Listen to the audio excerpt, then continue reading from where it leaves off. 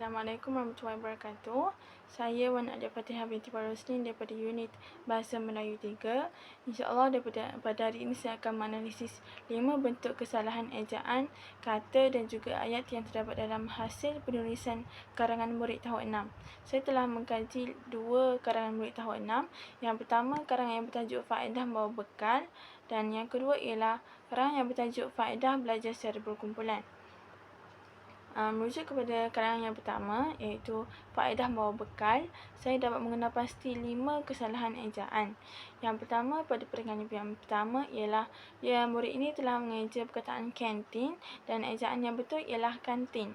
Dan pada perenggan yang kedua, dia telah mengeja perkataan sekaligus secara rapat, namun ejaan yang betul ialah perkataan sekali dan juga gus mestilah dieja jauh. Yang ketiga ialah juga pada perenggan yang kedua, dia telah mengeja perkataan mengelakkan, dan ejaan yang betul ialah mengelakkan dengan galian 2 huruf K dalam perkataan tersebut. Seterusnya ialah juga masih dalam perenggan yang kedua, dia telah mengeja perkataan diabetes dengan ejaan diabetes, dan ejaan yang betul ialah diabetes diabetes. Akhir sekali, pada perenggan yang ketiga, iaitu ejaan ibu bapa, dia telah mengeja perkataan ibu bapa secara rapat, namun perkataan ejaan yang betul ialah perkataan ibu dan juga bapa mestilah dieja jauh. Beralih kepada kesalahan kata pula, saya dapat mengenal pasti 5 kesalahan kata dalam karangan ini. Yang pertama ialah dalam perenggan yang pertama, dia menggunakan perkataan kata sendi nama di, namun kata sendi nama yang sesuai ialah ke. Pada perenggan yang pertama juga, dia telah menggunakan perkataan dari, dan perkataan yang patut digunakan ialah daripada.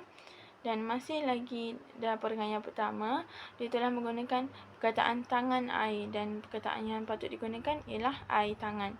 Seterusnya yang keempat ialah pada perenggan yang kedua, dia telah menggunakan perkataan lain-lain penyakit, dan perkataan yang patut digunakan ialah penyakit-penyakit lain.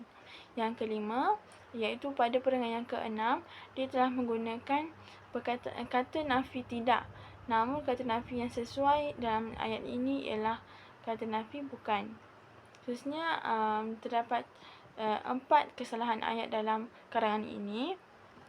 Yang pertama ialah pada perenggan yang ketiga, dia telah menggunakan perkataan demi untuk, namun kata sendi nama ini tidak dapat digunakan 2 sekaligus dan hanya boleh menggunakan salah satu, sama ada demi sahaja atau untuk sahaja.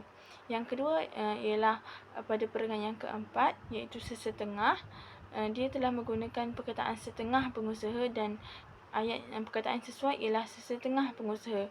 Dan yang ketiga ialah kesalahan kata penguat, ia menggunakan sangat sedap sekali.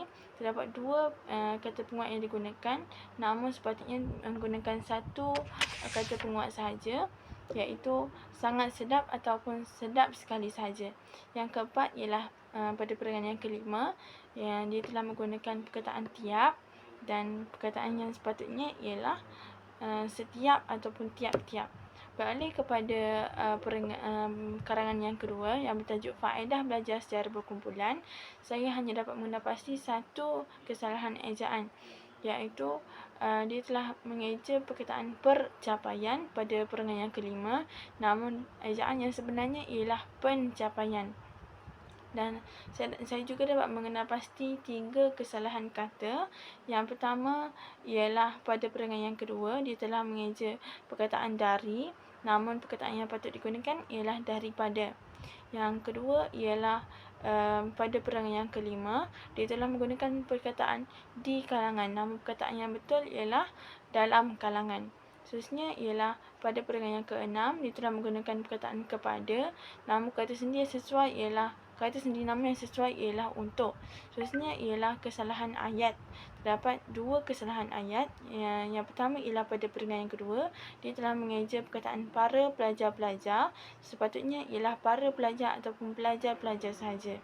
Dan akhir sekali ialah pada perenggan yang keempat, dia telah menggunakan membincangkan tentang, namun selepas imbuhan mengkan tidak boleh perkataan tentang, sama ada membincangkan atau bincangkan tentang.